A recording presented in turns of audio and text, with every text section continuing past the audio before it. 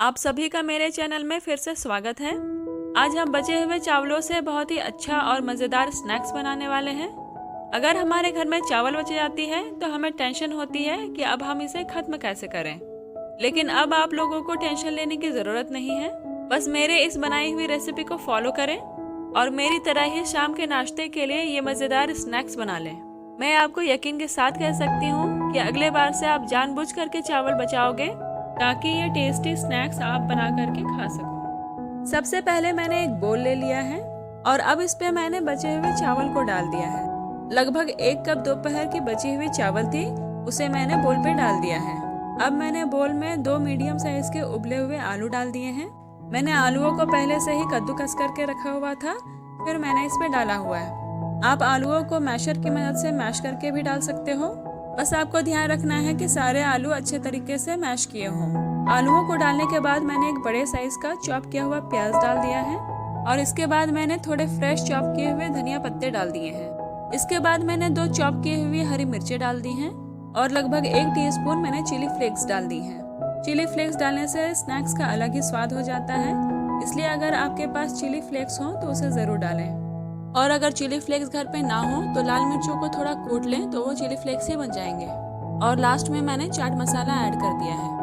अगर चाट मसाला घर पे ना हो तो आप इसके जगह अमचूर पाउडर भी डाल सकते हैं। चाट मसाला डालने पे इसका स्वाद और भी बढ़ जाता है, तो अगर आपके घर में चाट मसाला हो तो इसे आप ज़रूर डालें। मैंने इसमें अभी तक नमक नहीं डाला था, इसलिए स्वाद अनुसार मैंने नमक डाल दिया है। अब जो भी चीज़ें हमें इसमें डालनी थी वो सारी चीज़ें मैंने इसमें डाल दी हैं। अब इसे हमें अच्छे तरीके से मिक्स कर लेना है। इसमें हमने जो भी चीज़ें डाली हैं वो सारे सॉफ्ट हैं, चाहे वो चावल हैं या फिर वो आलू हैं। इन्हें मिक्स करने में हमें ज़्यादा वक्त नहीं लगेगा। इन्हें हमें अपने हाथों से ही मिक्स कर लेना है और कुछ ही देर में, लगभग 1 मिनट में आप देखेंगे सारी चीज़ें अच्छी तरीके से मिक्स हो गई हैं। आलू, चावल और बाकी जो सब्जियाँ हैं वो अच्छे तरीके से बाइंड हो गई हैं। इस पर अब हमें बेसन डालना है, इसलिए मैं अब इसमें थोड़ा थोड़ा बेसन डाल करके इसे मिक्स करते जा रही हूँ। अगर आपके पास बेसन ना हो तो आप इसके जगह चावल के आटे का भी प्रयोग कर सकते हैं। चावल के आटे को भी डाल करके हमारे स्नैक्स बहुत ही बढ़िया बनते हैं। चावल के आटे की वजह से ये बहुत ही बढ़िया कुरकुरे और क्रिस्पी बनते हैं। तो अगर आप बेसन ना डालना चाहो या आपके घर पे बेसन ना हो तो आप इसके जगह चावल के आटे का भी प्रयोग कर सकते हैं। ये बहुत ही बढ़िया खाने में लगती है। मैंने इस पे 2 से 3 बार बेसन डाल दिया है। अब हमारी मिक्सचर बन करके रेडी है। अब हमें इस मिक्सचर को अच्छा सा शेप देना है और फिर फ्राई करना है। इसलिए सबसे पहले मैंने दोनों हाथों में तेल लगा लिया है ताकि मिक्सचर हमारे हाथों में चिपके नहीं। अब मैंने मिक्सचर से छोटा सा पोर्शन उठा करके हाथों में ले लिया है और इसे अब थोड़ा गोल घुमा करके इसे फ्लैट कर दिया है। अब इसी तरीके से हमें बाकी मिक्सचर को भी एक एक करके तैयार कर लेना है। मिक्सचर को इसी तरीके से प्लेट में पहले से ही तैयार करके रख लें। जब सारी टिक्कियाँ बन जाए उसके बाद ही आप फिर फ्राई करना स्टार्ट करें। फ्राई करने के वक्त ही टिक्कियों को बनाने का काम ना करें।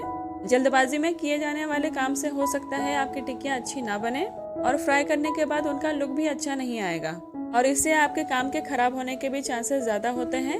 इसलिए टिक्कियों को हमेशा पहले से ही बना करके तैयार कर लें। अब मैंने गैस पे एक पैन चढ़ा दिया है और उस पर तेल डाल करके गैस को ऑन करके मैंने उसे गर्म होने के लिए छोड़ दिया है। जब तेल थोड़ा गर्म हो जाए तो उसमें हमें टिक्कियों को एक एक करके डाल देना है। हमें उतनी ही टिक्कियाँ डालनी है जितना कि पैन में आ सके। कभी उसमें ओवरलोड करने की कोशिश ना करें। इस वक्त आपको बिल्कुल ध्यान रखना है कि आपको गैस की आंच को मीडियम टू लो पे ही रखना है। मीडियम टू लो आंच में पकाने से आपके स्नैक्स जो हैं वो बहुत ही अच्छे तरीके से धीमे धीमे पकेंगे। स्नैक्स बहुत ही अच्छे तरीके से अंदर तक पक जाएंगे और बिल्कुल कच्चे नहीं रहेंगे।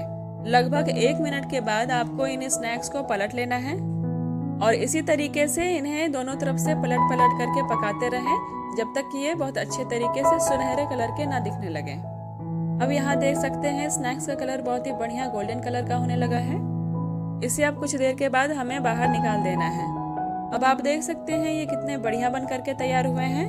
इन सभी स्नैक्स का टेक्सचर बहुत ही बढ़िया निकल करके आया है क्योंकि हमने इन स्नैक्स को बहुत ही बढ़िया तरीके से धीमी आंच में पकाया है, इसलिए ये अंदर से भी बहुत अच्छे तरीके से पके होंगे।